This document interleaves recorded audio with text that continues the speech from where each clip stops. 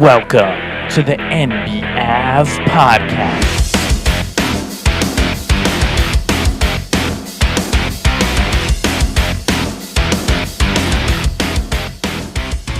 Welcome back to NBAV, the NBA Avenue podcast. And as we get set for the games that we have on the slate for tonight, which is 6 basketball games here on March 14th, we have so much to look back to from last night as we get set for tonight. There was so much happening in the NBA last night, and there were a lot of good games. And we can get the easy stuff out of the way, where you had the Pistons beating the Raptors and the Magic taking advantage of the easy schedule, playing the Brooklyn Nets last night and doing what they've really done the whole season by beating teams that are worse than them, and then also beating some teams that should technically be better than them. But then we get to one of the most interesting matchups, which was the NBA Finals rematch of the Denver Nuggets versus the Miami Heat. And it's so fascinating just how predictable these games are, where the Miami Heat are always playing pretty well. They play tough, and they keep the game close until the end. And then without fail, every single time, Denver just pulls away and puts the game away right at the end. And it's amazing how many times they do this. It's the same script. If you had to place a bet on and you see this a lot, if you look at all the games that happened last night, there was so much repetition and teams being exactly who they've been the entire year, right? We just mentioned it with Orlando beating Brooklyn. And now in this game too, you have Miami versus Denver. Miami plays Denver tough, just like they did in all of the games, or virtually all of the games in last year's NBA Finals, but not winning any of the game, or only winning one of them, right? So it's virtually the same ending when the game comes down to it at the end of the night, where you play close, you play well, but you just don't have that final burst in the fourth quarter where Denver just puts the game away and they show, hey, if the game is close at the end, we're going to step on your throat right at the end. And it's not even going to be, you're not even going to have a chance in the final minute. It's not like you're going to have a chance to make a couple of miracle shots and win the game. We are going to step on your throat, and you're going to end up losing by over 10. And it's incredible how many times they do this. They just again and again and again and again and again. And a couple of other things that I can say about Denver is that what they do better than any team, I think, in the entire league is a couple of things. One is they're not insistent on only building their offense around the three-point shot. Denver is very content to take two-point shots that are good. Jamal Murray will do this. Jokic will do this. He gets the open foul line shot. He'll take it, and he swishes it more often than not. So he's totally fine doing that. And if they get the cutters, they'll take the cuts. If they are able to run around screens and drive it inside and lay it in, then they're able to do that. If they're able to get KCP or Aaron Gordon with the ball with inside position, they'll do that. They really aren't. They've struck the right balance, is I think the correct way to put it, where there are so many teams in the NBA trying to take advantage of the three-point shot, and it's such a focus, and it takes up so much of their mentality that they often pass out at weird times and they don't take the two-point shot. I saw Gordon Hayward, who was actually playing the other night for Oklahoma City, and he had a couple of plays where he was playing all right, but he would drive in and then he would kick it out when he seemed to have wide open layups. And I understand you want the three-point shot. The three-point shot, especially from the short corner, can be one of the most impactful shots in today's game. But there's a balance that's needed there, and Denver strikes that balance very, very well. I would say better than anyone in the entire league. And another thing that they do better than anyone else is they have implemented a system. And it's ironic that it happens on a night when they're playing against Miami, and you can talk about Miami and Heat culture, and the Heat being one of the teams who implemented the best system of players, where players can move in and out of Miami, and the system really takes them very far regardless of who is there.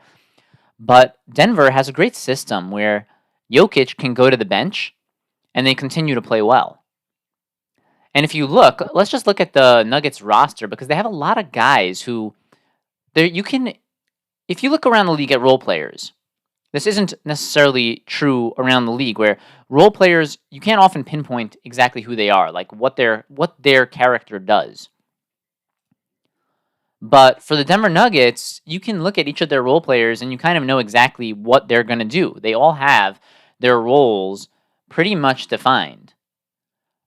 So just for example, and this isn't just bench players, but it's really all of the supporting cast outside of Jokic and Murray. You know what Aaron Gordon's going to give you. It's going to be majority. He's going to play the big man on the smaller lineups. He's going to try for putbacks, dunks, try to move off of Nikola Jokic when Jokic is in the game. That dunker sort of spot. You have Michael Porter Jr., who's the catch and shoot flamethrower sort of heat check guy. You have Kentavious Caldwell-Pope, who's going to be trying to get those open corner threes, and he's going to be trying to cut off ball and get nice back cuts for baskets. You have Peyton Watson, who's the energy athleticism guy. You have Christian Braun, who's the energy guy, not necessarily athleticism like Peyton Watson, but he's pretty athletic too, but he's more of the energy guy. I would say Watson is the athleticism guy. Brown is really the energy guy. Reggie Jackson is the crafty veteran who has a pretty respectable shot from 2 and from 3. And then so they each have their own roles, but then even further from that, where you can take Jokic out of the game and the team continues to play well, they're also able to take Jamal Murray out of the game, and they have Reggie Jackson playing as a baby version of Jamal Murray, where, yeah, he's not nearly as good as him, but he's able to provide a smaller level of what Murray does. And then when he plays in the game with Jokic and Murray gets some resting time on the bench, Reggie Jackson's able to play pretty well. And last night was even a game where he played better than well. He hit a bunch of threes, and he hit a couple of threes at least, and he was really impactful in those minutes, and he had one of the biggest hot stretches of the game where he hit a 3, sending the Heat into timeout, and that was sort of when it was like a 10-point lead or just over 10-point lead with not too much time to go, and that was exactly where the Nuggets clamped down and said, this is we're going to do what the Nuggets do, and we're going to continue to dominate the Heat. And the Nuggets also always dominate the Lakers. So a couple of teams that just cannot beat Denver with any sort of consistency. And another thing that occurred to me last night when I was watching Jokic was he was sort of reminding me of Tim Duncan a lot from San Antonio, where Tim Duncan, just by virtue of him being on the court and just by him being in the paint, everyone else around him is able to get open. They're able to get open from the foul line, from the three-point line, all over the place. They have open men running around because Jokic just consumes so much of the mindset of the opponent. And that's what Tim Duncan used to do. He used to command the double team, and everyone was just so concerned with trying to stop Tim Duncan that you had an easy time if you were a Tony Parker. And even in the finals where Tony Parker was the MVP of the finals, right? He got the award. It wasn't really justified because anytime Tim Duncan was on the court, he was always really the MVP of the team. Because you could have put a whole slew of point guards in there, and they could have done really well with Tim Duncan because of the respect and the defense and the bodies that Tim Duncan commanded. And Jokic, not the same exact type of player as Tim Duncan. He does a little bit more finesse, a little less defense, a little better offense. Tim Duncan was much better defense and just consistent and a force down low. But hey, different times. In Tim Duncan's time, that was the way the game was played. And in Jokic's time, Jokic has done a good job of changing the game in his own way to fit his skill set and the three-point sort of NBA that exists today. So both of them in their own ways, they accomplish this. So they're not exactly the same type of player to the T, but they both command that same type of spacing and the same type of attention where they're dragging bodies towards them. And it's the similar, it's like when you have a super dynamic offensive player in football and you just have to have all eyes on him and he's running side to side and you always just have to be throwing multiple defenders at him, and then other players start to run open and the third receiver becomes more impactful and the bench receiver and the backup tight end becomes impactful. That's what happens here that's what happened with the Spurs back in the Tim Duncan days, and that's what's happening here with Nikola Jokic on the Denver Nuggets in today's modern day game. And you even had, looking back to Tim Duncan, you had a game in the finals where Speedy Claxton was able to get a whole bunch of wide open foul line shots, and all he had to do was hit foul line jumpers, and the Spurs clinched the Game 6 winning victory and won the finals in a series where Tony Parker was a young player and he actually got benched. But this just shows that when you're playing with a guy like Tim Duncan or when you're playing with a guy like Nikola Jokic, in the sense of how much attention they command, anyone can really play well or a lot better than they could be on any other team. And that's just what's so amazing about Nikola Jokic and why he's clearly the best player in the entire NBA right now. So that really gives us a good accounting for everything that happened in the Denver Nuggets versus Miami Heat game as they continue to remain on top. Then you had another fascinating game where you had the Chicago Bulls versus the Indiana Pacers. This game was in Indiana, and Indiana has been playing well recently. Chicago, not really so much. Chicago was getting hot, and then they sort of cooled off. So you would think at home, although it was the second night of a back-to-back for Indiana, you would think Indiana would be able to get the victory, and they really almost did. You had the game coming down the stretch. Ball game was close, and Miles Turner just went absolutely ballistic from three. He was able to get a bunch of wide open looks, and he was able to cash in on all of them. And you expect Miles Turner to hit some of them. He has a real rainbow three, one of the highest rainbows of all three-point shooters in the league. I would think you'd be hard-pressed to think of a guy who shoots the ball higher off the ground and for the ball to hit a higher point than when Miles Turner shoots it. But he was very consistent last night. And he hit a whole bunch. Must have had at least 4 3-pointers in the fourth quarter, which is just tremendous. So the Pacers looked like they were going to be able to finish things off. Then you had Obi Toppin in the corner throw a really, really horrible turnover. He tried to throw a cross-court pass towards the top left side of the key from the right corner, and that got picked off by Kobe White, and he was able to finish out on the layup. And then you had DeRozen doing a little bit of magic to get them in close, but still, the Pacers were in pole position on the back of Miles Turner to win the ball game and put it away. You also had Pascal Siakam at the end over there, at the end of regulation at least, because this game did go to overtime. Pascal Siakam had a tremendous block when there was a rebound that went far out. Kobe White picked it up on the run, and he was looking to get another run out and put the Chicago Bulls back in front. But no, he got blocked with a great chase down from Pascal Siakam. And Siakam was very solid, both on offense and on defense, making impactful plays at the end of this close game. But what ended up happening was DeRozen, so the Pacers are up 3, right? They fouled DeRozen, and they did everything right over here. They were doing everything right. They fouled DeRozen, which forces DeRozen to go to the line to shoot 2. Now, up 3, DeRozen at the line shooting 2 means that even if DeRozen makes both, he can't possibly tie the game. So Indiana's going to get the ball back, and they'll be in front, and then they'll be continuing the fouling game to try and get the ball back. But what happens is DeRozen calmly hits the first one, and then they're down 2 with only 1 shot left. So what does DeRozen do? He purposely misses the second foul shot, and he did this so perfectly. It's really unbelievable. He put the ball right on the back rim. The ball went off the back rim and went up as high as it could possibly go off of a foul shot. It achieved peak height. And everybody jumps up from both teams to try and get a hand on it, and the ball ends up going out of bounds off of Indiana, and the Chicago Bulls recover the ball. So a great heroic stretch of basketball here from DeMar DeRozan, but that wasn't even it. Chicago inbounds the basketball. DeRozan is doing a full sprint to the inner corner on the same side of where they were, which was in the right corner, where it was the side where they were inbounding the ball from. DeRozan sprints towards the corner, gets the inbound. He's running full speed, turns around, fade away 2-point shot, and he drills it. Nothing but net. DeMar DeRozan is back doing it again. He's done this so many times this year. And especially recently, within the last 20 games or so, how many times has he done this in the clutch at the end of a fourth quarter or overtime? And the Bulls play more overtime than anybody. And it's tremendous just how repetitive and how these trends are in the NBA, where when you start to have a really large sample size of who a team is on the season, it's just uncanny how it happens again and again and again and again and again and again. And it's like, wow, the betting odds are that way for a reason.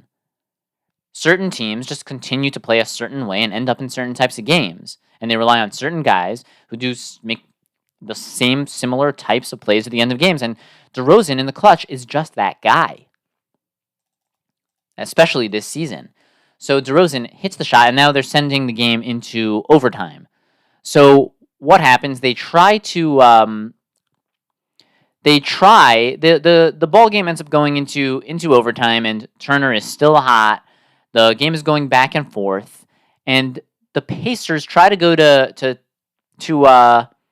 well, first let's get back to DeRozen first, right? So DeRozen was hitting everything from 2-point range. He was getting all the shots that he wanted, and all that was going through my head was force him to shoot the three, because DeRozan on his career has always been better from 2-point range than he's been from 3-point range. So what's going through my head is force him to shoot the three, force him to shoot the three. What do? The Pacers force him to shoot the three. They get a contested three, and DeRozan drills that for his 45th, 43rd, 44th, and 45th points of the game. He drills it. And when DeRozan is doing that, now it's like, well, you can't stop him from 2 and you can't stop him from 3. I'm just out of ideas here. That was how good DeRozan was at the end of this ball game. In terms of everything, in terms of the way he hit the foul shots he needed to, in terms of the way he missed the foul shots he needed to. Now, then again, he did what we're about to get to. He did miss one foul shot at the end of the game that would have been good at the end of the overtime, but we'll get to that in just a second. So then, what do the Pacers do? They're down. They try to go to Miles Turner again, who had the hot hand at the buzzer. But the problem was that Miles Turner was hitting his threes when he was open.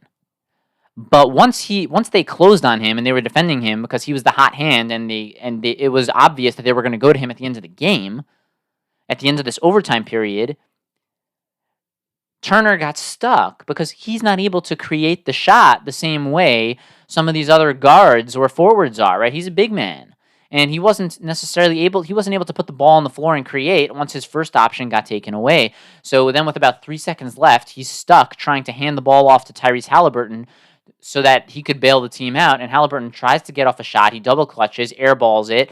Was it a foul? Was it not a foul? I don't know, but doesn't really matter. It's tough to get that call at the end of a game. They're in overtime, and the Pacers go down to an absolutely crushing defeat. Now, you like certain things from the Pacers because it did take some massive heroics from DeMar DeRozan in order for the Bulls to take away this game. And I did like certain things, like I liked how Turner played tonight. I liked how Pascal Siakam played tonight. But just really a crushing loss, especially because the Pacers were moving up in the standings, and now it's really stifling that rise of the Indiana Pacers. And we'll take a look at the standings in the Eastern Conference as soon as we finish going through these games, but a really devastating loss for the Pacers as they fail to go get back-to-back victories on back-to-back nights. Then we can breeze through. The Hornets beat the Grizzlies, and then we had the Cavaliers against the Pelicans. Now, what the Cavaliers had in this game where Donovan Mitchell returned to the floor was really the best version of what the Cleveland Cavaliers are. This is their ultimate version of themselves. When Garland plays well and Mitchell comes back and he also plays well at the same time, and all their role players play well. So what you have is a very complete team when that's done. And I say that they're very complete. They weren't even as complete as they could have been because you didn't have Mobley in this game. You had Allen, but you didn't have Mobley, right? And you didn't have Max Strus in this game as well. So you're actually still missing a couple of guys. And when I say that you didn't have Mobley, I know he technically played 4 minutes and scored 2 points, but that's not really having Mobley, right? He didn't really play in this ballgame. So, and you didn't have Max Strus at all, who has been heroic for you in some games, in at least one particular game this season, but he can definitely be very streaky from 3. And you only had 2 points from Karis LeVert tonight. He played 30 minutes. He did get 9 assists, so he was impactful for sure, but he only scored 2 points. But you had 15 points from Merrill, 14 points from Damian Jones. And Damian Jones he looked just so long in this game, and he was doing a great job on defense. And then you had Niang putting up 16 points and 6 rebounds. Just such an impactful guy. Okoro chipped in with 7 points and 7 rebounds. So you really had a nice spread out offense in this game. A good game from Allen with 17 and 10. A great game from Garland with 27, 11, and 6 rebounds. 14, 5, and 4 from Mitchell. So just such an all-around game. This is really a great version of what the Cleveland Cavaliers are. Now, you don't necessarily need Donovan Mitchell to score 40 points in a ball game to see the best version of the Cavaliers. But just having him back out on the floor opens up the opportunities for other players like Garland And it's great to see when both of them can play in the same game and they can both play well. So really, really nice. The best version of Cleveland right here, where all their players are on the court, or virtually all of them, except for a couple of fringe pieces like Strus and not getting the full Mobley experience. But it's unproven if Mobley and Allen are even the great fit on the floor together. So hey, a great game from Cleveland, and I liked part of this game for New Orleans where they were fighting hard to try and stay in it, and they put forth a good effort for most of the game, really up until the end of the third quarter, where the game slipped away from their grasp for good. And they were playing a little bit more team basketball. They were moving it around. And Cleveland was moving the ball very well too, getting great 3-point shots from all over the floor. But the Pelicans were doing that a little bit better until they ultimately reverted back to their usual selves and then got blown out in the fourth quarter and at the end of the third quarter. So a tough loss for New Orleans, but hey, New Orleans wasn't the better team. If I had to describe New Orleans as a team, I would say that they are the team of all solid guys, and they don't have that one guy who really puts them over the top.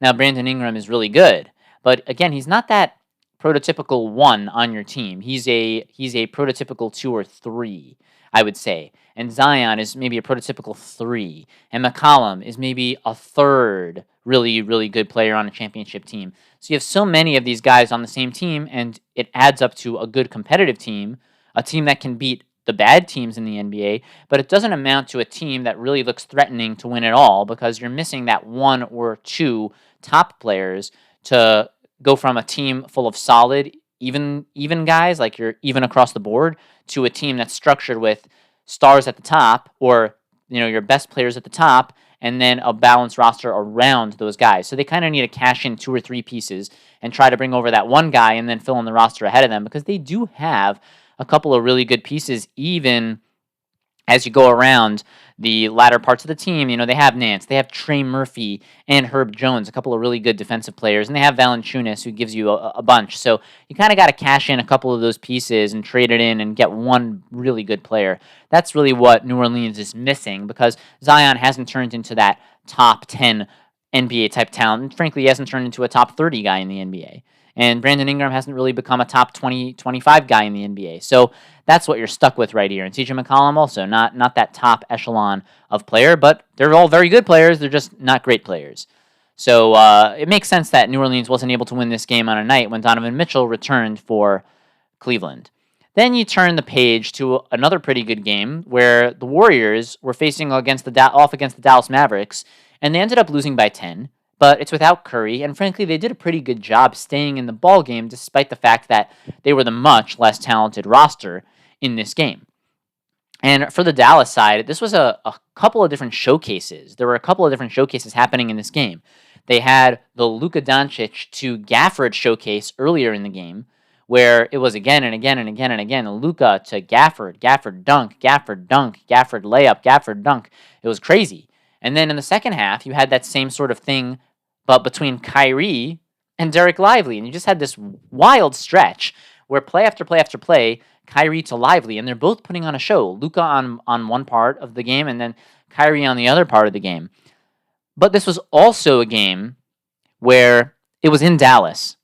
And what often happens, especially in the playoffs, is the games that you have in your home building are games where your fringe guys, your role players, make shots at home where they wouldn't necessarily make those same shots on the road. And this is shown, if you look at statistics over long periods of time, that role players tend to play better at home and they tend to play worse on the road. There's a million examples of this. So that was kind of also what you had last night for Dallas, where maybe if Golden State was at home in their own building, they would have been more successful, where you wouldn't have necessarily got 3-pointers from guys like Exum or from guys like Green or from Hardaway there at the end in the fourth quarter. But last night in Dallas, they were able to make those shots. So a tough time all around, where you'd really have to have a Herculean effort by Golden State to beat a much more talented team, and they played them pretty well. They only lost by 10. It was a competitive basketball game, but just a game where Golden State was clearly the less talented team without their star player, Steph Curry. And then we have just one more game, because we're not going to focus on the Trailblazers beating the Hawks, right? That's really not important for us. And dominating DeAndre Ayton scoring 33 points or whatever. Who really cares?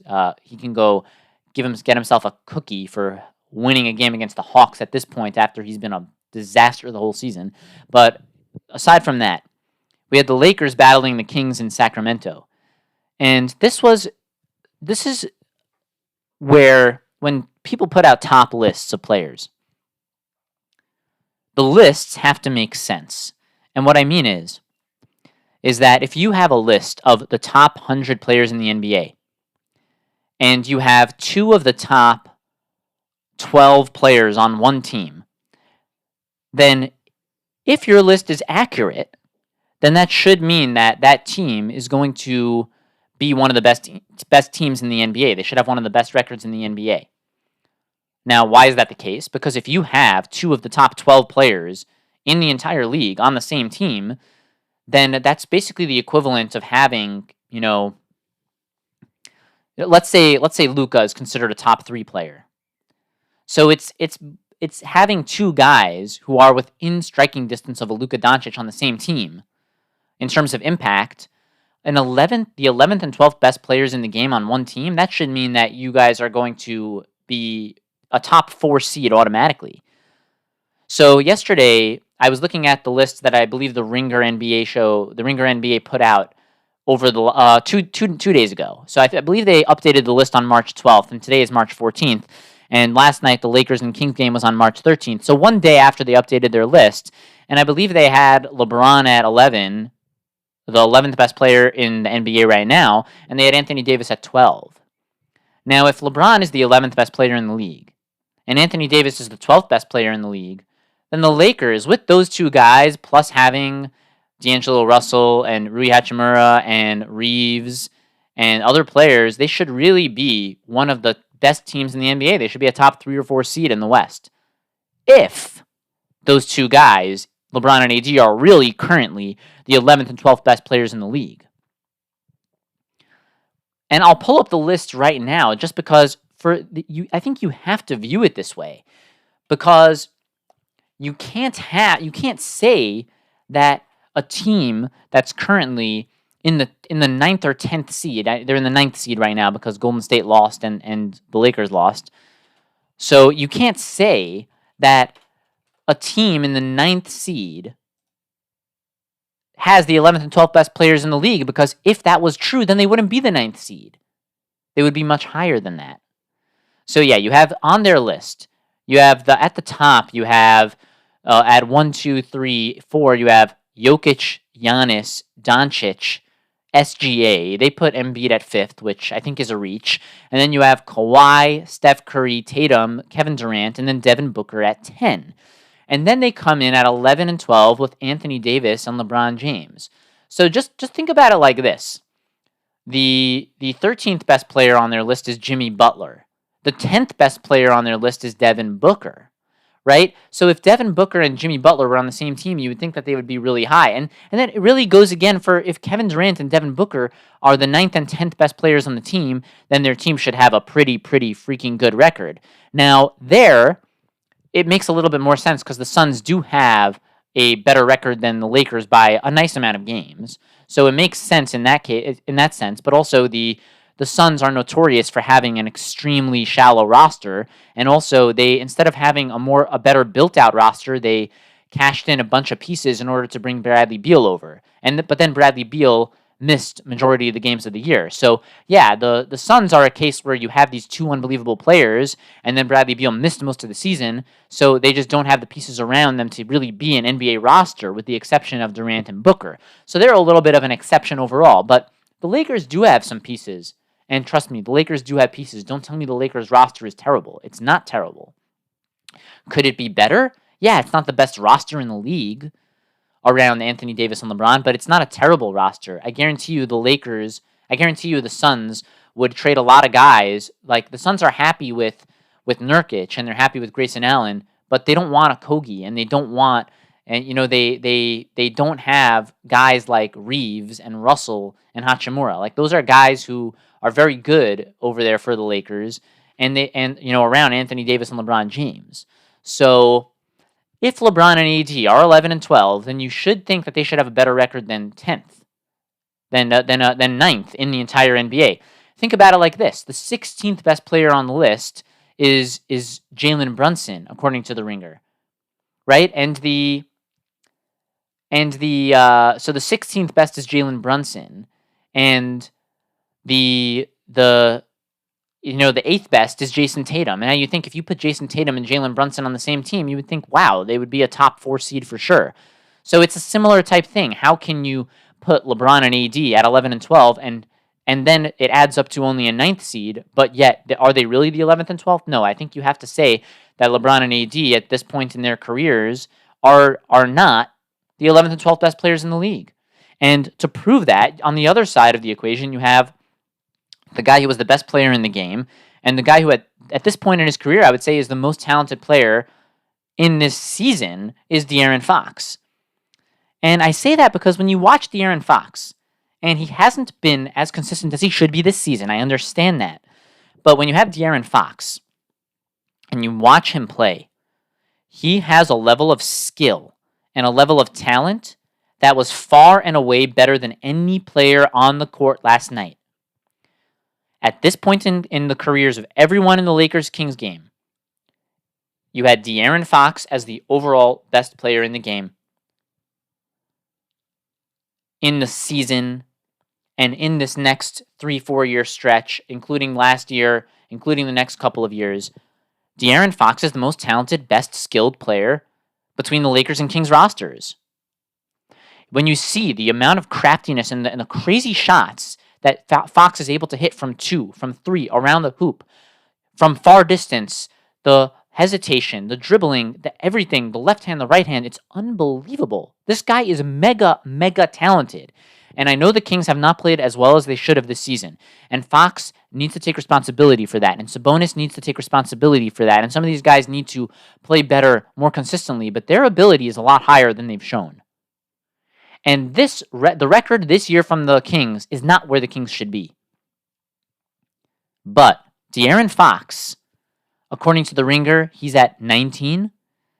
And LeBron James and Anthony Davis are at 11 and 12. They actually put Davis at 11, James at 12. Okay. De'Aaron Fox has to be above both of them. And if you say that I'm wrong, then how is it possible that not only did the Kings beat the Lakers last night, how is it possible that you have the 11th and 12th best players in the league on the Lakers, and yet you have the 19th best player leading the Kings to victory over the team with the 11th and 12th best? And not only that, you have De'Aaron Fox with the Kings in the 6th seed and the Lakers in the 9th seed with 2 players who are supposedly better by like 6 or 7 spots than De'Aaron Fox. It doesn't make any sense. The reason why the Kings are ahead of the Lakers this year is because Fox is a better player at this point in LeBron's career than LeBron, and he's a better player, more impactful player in terms of wins and losses on a night-to-night basis than Anthony Davis, and he's shown this over the last 2 years. And Anthony Davis, as good as he is, has shown that he's even less consistent than De'Aaron Fox. And one of the most bizarre stats in the NBA is how Anthony Davis is 0-10 against Sabonis. And Sabonis isn't even a guy who's been super consistent in terms of adding up to wins and losses. Sabonis, I razz on him because he gets so many of these assists and rebounds for stat purposes where he just hands the ball off. And Monk and Fox score and he's credited with an assist. But somehow he's 10-0 versus Anthony Davis. Just one of the most bizarre, weird, random stats that I've ever seen in the NBA. But all in all, don't tell me that De'Aaron Fox is 19th best, and yet he's able to lift his team as the best guy way above Anthony Davis and LeBron, who are supposedly 11th and 12th best. It just doesn't make any sense. So sorry, the Ringer NBA, but it doesn't work the way you've outlined the list right there. Now let's take a quick look at the standings before we take a look at tonight's games. So the flip-flopping that you had last night is with the Cavaliers' victory, the Cavaliers moved back into the 2 seed, tied with the Milwaukee Bucks. Knicks still at 4. The Magic still at 5. And because the Pacers lost, they drop down to 7, and the Sixers are back at 6 in a tie. So the Sixers and Pacers at 6, 7, and the Miami Heat with the loss are back at 8. And then the Bulls at 9 and the Hawks at 10.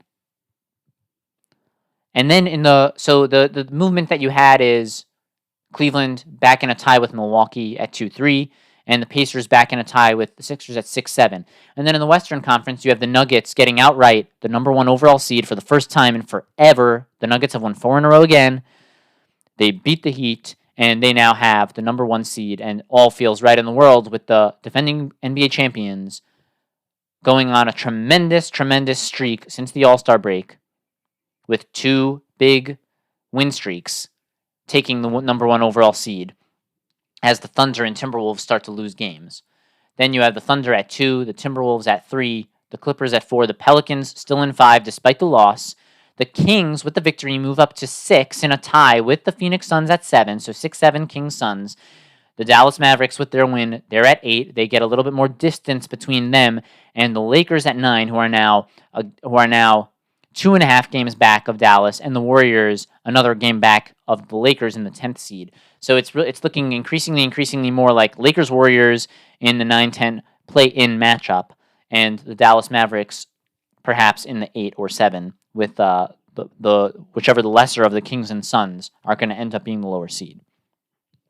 So you had some movement, and then tonight you have the Phoenix Suns going to Boston, where they're almost guaranteed to lose against the Celtics because barely anyone beats them. Yeah, Cleveland recently did beat the Celtics, but is that going to happen tonight against the Phoenix Suns? I don't know. We're going to have to see a massive effort from Phoenix to get a victory in Boston Garden tonight. Then we'll skip over the Wizards versus Rockets. You have the Clippers against the Bulls. I don't know what's happening with Kawhi Leonard right now. I doubt he's going to play, so Chicago may have a really good chance to win that. Doesn't really matter. The Bulls are going to be the 9th seed. The Clippers are going to be in the playoffs, and they just got to get Kawhi back, so not a great game there.